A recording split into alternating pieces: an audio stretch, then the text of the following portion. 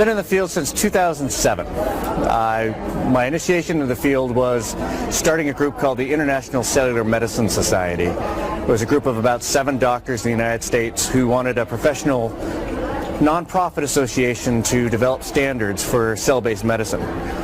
We grew that from 7 doctors to when I left in 2010 we had 3,500 doctors in 30 countries. And so from that I've seen the stem cell market really grow from its infancy, from the days when it was nothing but a few doctors doing bone marrow derived cells, saw the advent of the adipose derived cells, and now we're looking forward to the future of seeing how new platforms like umbilical cord cells might be able to be used in a therapeutic fashion. For the last several years we've seen a professionalization of the field, and so it's gone from a single doctor doing treatments that he thinks will work to people really evaluating platforms and trying to find a stable, consistent platform to be able to deliver the cells.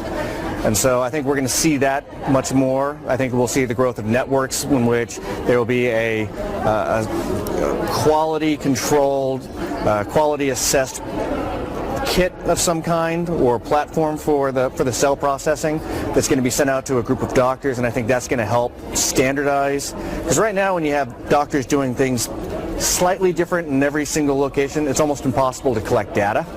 And even the data that is collected really is useless because it's not comparable, because you don't know really the source of the cells, how they were processed, what the viability, what the sterility is with the cells.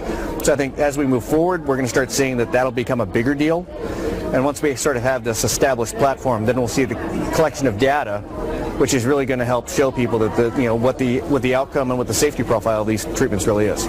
The key to look at is that the FDA doesn't have the ability to regulate the practice of medicine. And so there's a big debate as to whether or not stem cells are practiced for medicine or whether they're the creation of a biologic drug.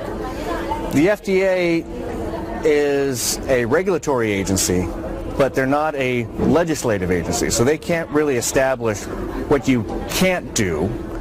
And so they can't have any punitive actions really against doctors. They can't go in and take a doctor's license away.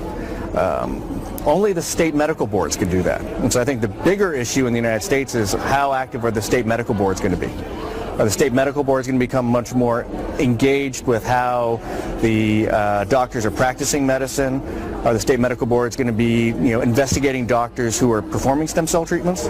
I think what the FDA has done successfully is what we call legislate out of fear, which they convince doctors that it's illegal by coming out with draft guidelines that basically say, we believe, in our opinion, that the use of enzymes and the creation of stromal vascular fraction makes a drug.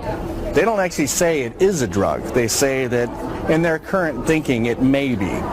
And so they use that as a way to try and keep doctors away from getting involved in the field out of fear that they will be regulated.